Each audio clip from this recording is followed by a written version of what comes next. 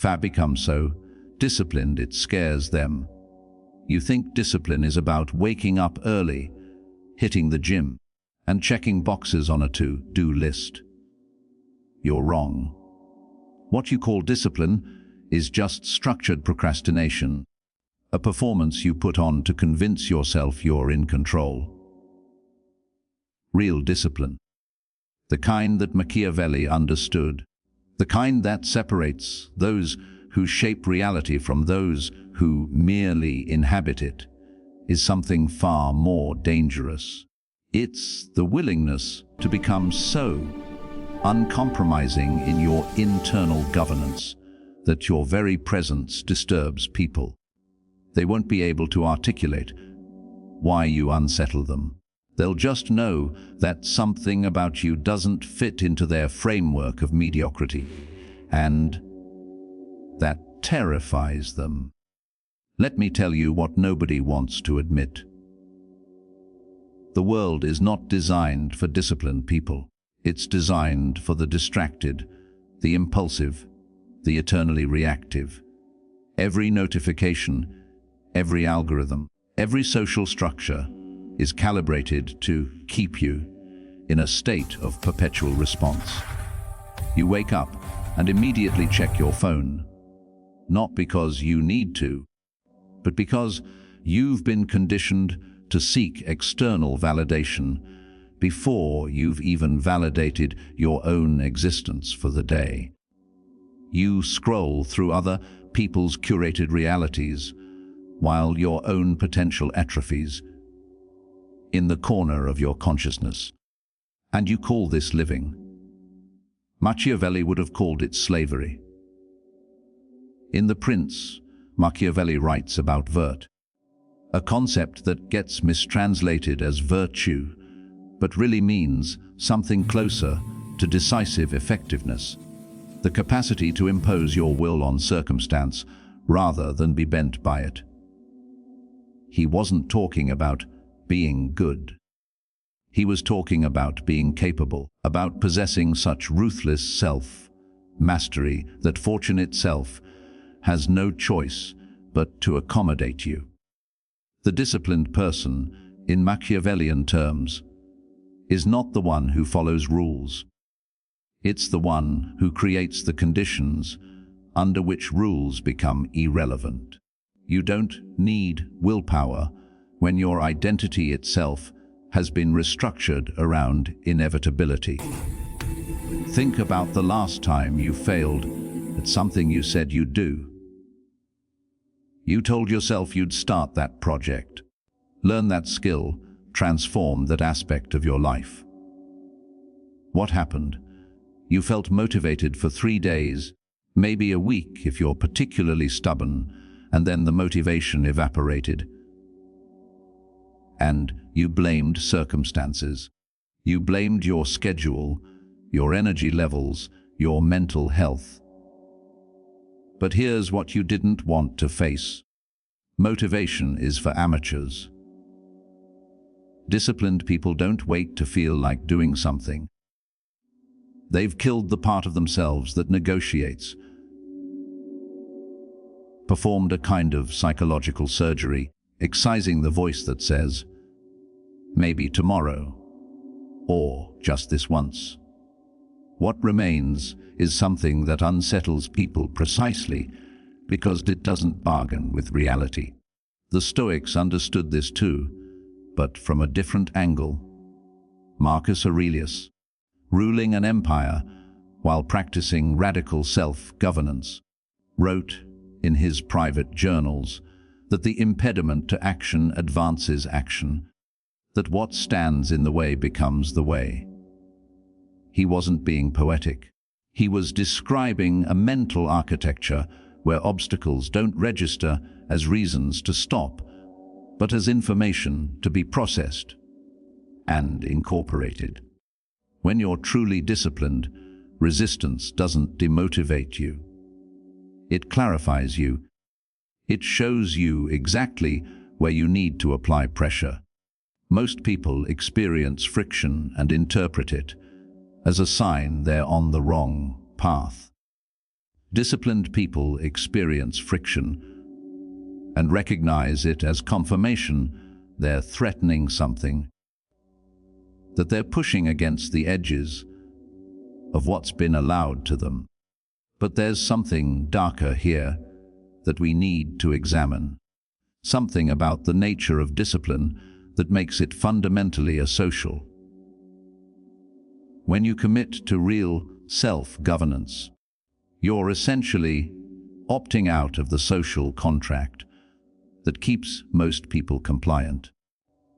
You're no longer participating in the collective delusion that comfort and security are the highest goods. You're declaring through your actions that you're willing to endure discomfort indefinitely in service of a vision that exists only in your mind. And that makes you dangerous. Not because you're aggressive or hostile, but because you're unmanipulatable. You can't be bought with pleasure or threatened with pain in the same way others can. You've developed an internal reference point that supersedes external incentives, and systems built on external incentives cannot tolerate that for long. Machiavelli observed that people hate change above almost everything else, that they'll cling to familiar suffering rather than risk unfamiliar possibility. Your discipline, when it's real, represents change incarnate. You're living evidence that transformation is possible, that the scripts people have accepted as unchangeable can in fact be rewritten. And nothing enrages the comfortably mediocre more than proof that their compromises were choices, not inevitabilities. They need to believe that everyone is weak, that everyone negotiates with their principles, that everyone eventually settles. Your refusal to settle isn't inspirational to them. It's an accusation. It suggests that maybe they could have been more than they are, and that realization is intolerable. So they'll try to pull you back. They'll do it with concern, with appeals to balance and self-care, with suggestions that you're being too extreme or taking things too seriously. They'll pathologize your commitment, frame it as obsession or unhealthy attachment. And if you're not careful, if you haven't fortified your internal citadel sufficiently, you'll start to wonder if they're right. You'll look at your disciplined life and compare it to their seemingly relaxed existence, and you'll feel the temptation to ease up, to rejoin the comfortable masses. This is the test. This is where most people who flirt with discipline eventually capitulate, because discipline isn't really about the actions. It's about being willing to be misunderstood, to be alone in your standards, to accept that the price of self-mastery is social isolation from everyone who hasn't paid that price themselves. But there is a deeper, more dangerous truth we haven't touched yet. One that Machiavelli understood, but rarely stated explicitly because it's too destabilizing for most people to process. Discipline, real discipline, requires you to kill your former self. Not metaphorically, not gently. You have to take the version of you that seeks comfort, that wants to be liked, that needs external validation, and you have to starve it of oxygen until it stops moving. This isn't growth. Growth implies that you're adding to what's already there. What I'm describing is replacement.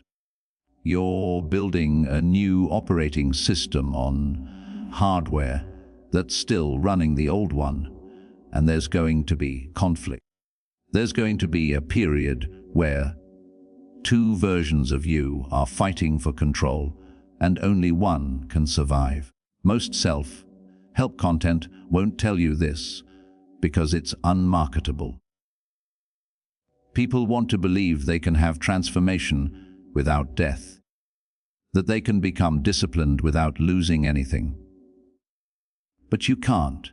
You will lose friends who were only compatible with your undisciplined self. You will lose comforts you've relied on to numb yourself.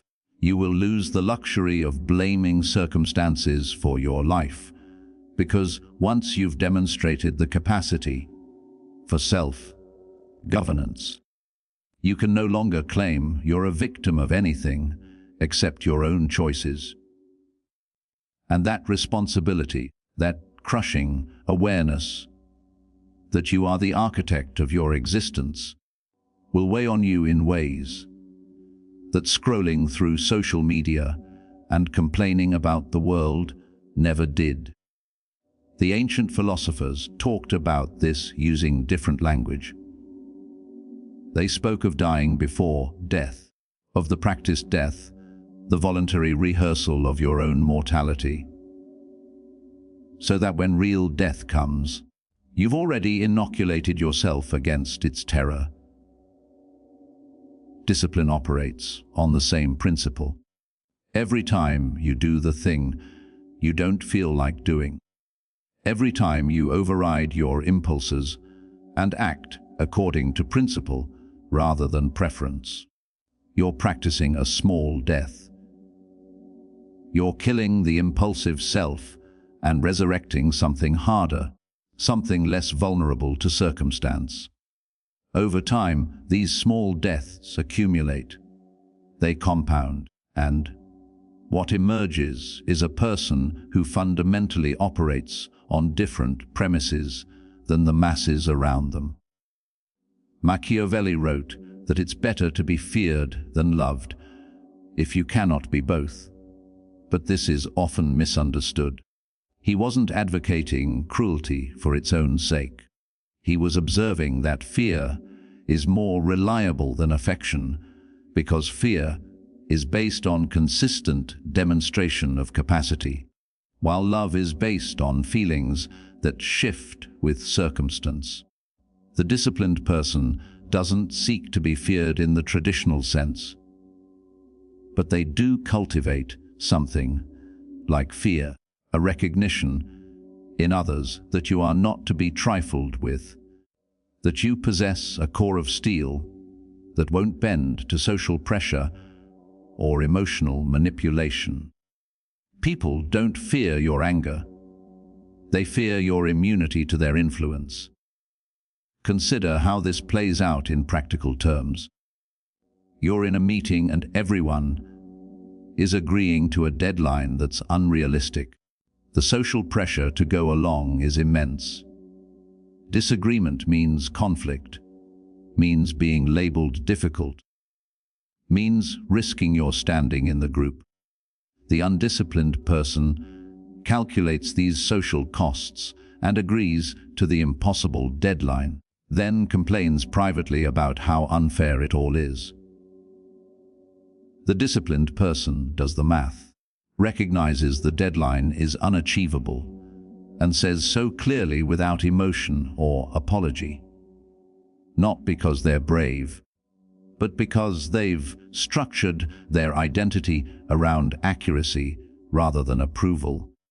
They've trained themselves to value being correct over being liked, and that reordering of priorities makes them untouchable in ways that disturb people who still need consensus to feel secure. This is why disciplined people often end up alone or surrounded only by other disciplined people. There's no middle ground. You cannot maintain deep relationships with people who operate on entirely different premises than you do. They'll resent your refusal to indulge in the communal weaknesses that bond normal social groups together. You won't participate in the complaining sessions that masquerade as friendship. You won't enable their victim narratives. You won't pretend that their problems are insurmountable when you can see clearly that they're just unwilling to pay the cost of solving them. And they'll interpret this as judgment, as arrogance, as a lack of empathy. Maybe they're right. Maybe extreme discipline does require a kind of sociopathy, a willingness to prioritize principle over people's feelings. Machiavelli certainly thought so. But here's what's rarely discussed in all the discourse about discipline and self-improvement. There's a point of no return. There's a threshold you cross, where going back to your old way of being becomes more painful than continuing forward. In the beginning, discipline is hard, because you're fighting against years of conditioning. But if you persist, something inverts. The discipline becomes the path of least resistance. Acting according to your principles becomes easier than violating them because you've rewired your reward systems. You've trained your brain to release dopamine when you do the hard thing, not when you avoid it. The punishment for breaking your own rules becomes more severe than any external consequence could be. You've built an internal panopticon, and you are both the prisoner and the guard, except you've designed it so perfectly that escape isn't even a consideration. This is the state that scares people, not the beginner who's white, knuckling their way through a morning routine, but the person who's so deeply entrenched in their systems that deviation would require more effort than compliance. You've automated excellence to the point where it's not a choice anymore. It's just who you are. And people can sense this. They can feel that you're operating on firmware they don't have access to. Some will be inspired. Most will be threatened. Because your existence poses a question they don't want to answer. If you can do it, why can't they? The answer, of course, is that they can, but they won't, because the price is too high. Not in terms of time or effort, those are just excuses, but in terms of identity death. To become disciplined, the way I'm describing, you have to be willing to betray every previous version of yourself.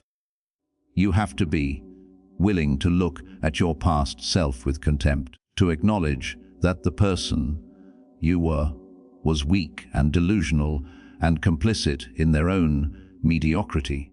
Most people can't do that. Their ego won't allow it. They need to believe they were always doing their best, that their failures were circumstantial, that they're fundamentally good people who just got unlucky. Discipline requires you to abandon that comfortable narrative and accept something much harsher. You weren't unlucky.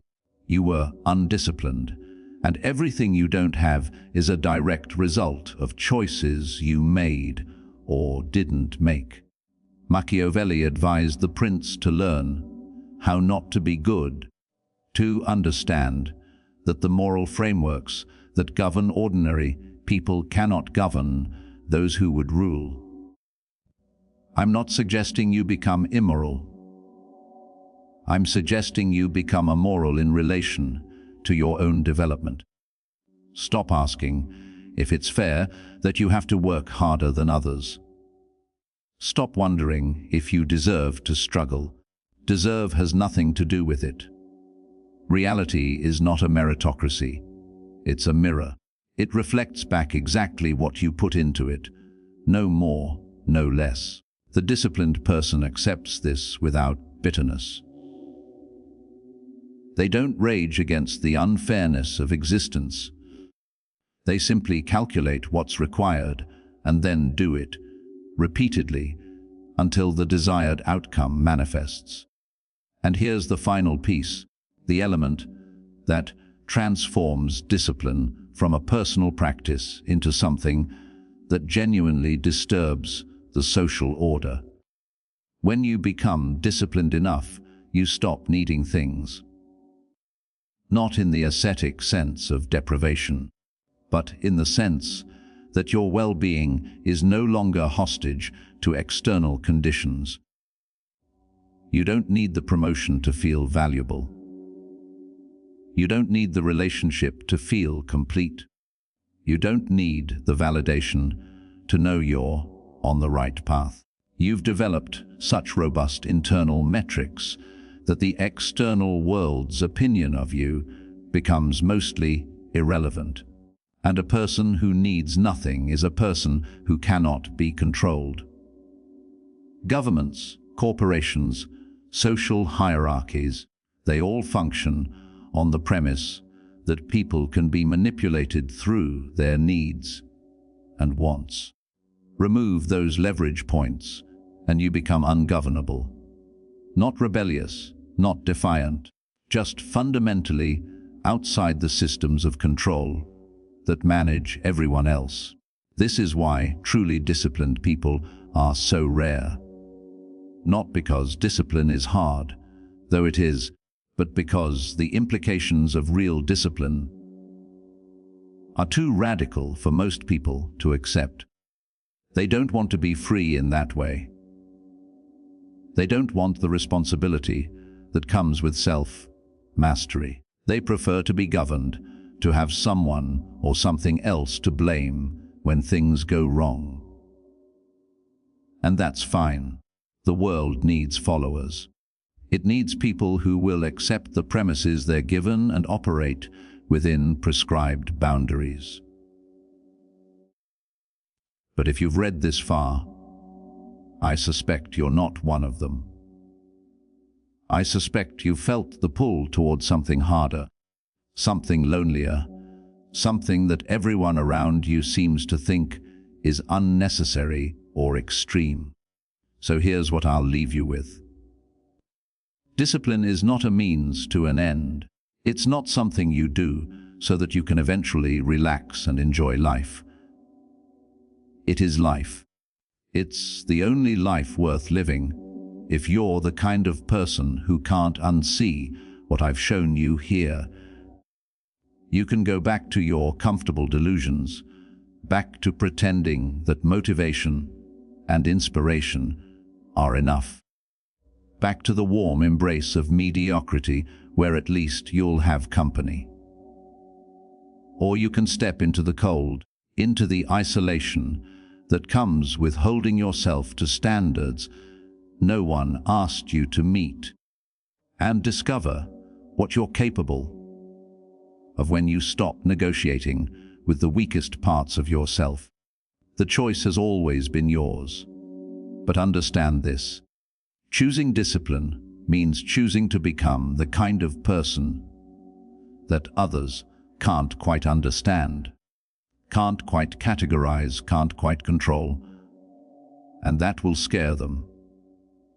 Not because you're threatening, but because you're free in a way they've convinced themselves is impossible. So ask yourself, are you ready to become so disciplined it scares them? Or do you still think discipline is about waking up early and checking boxes on a to-do list?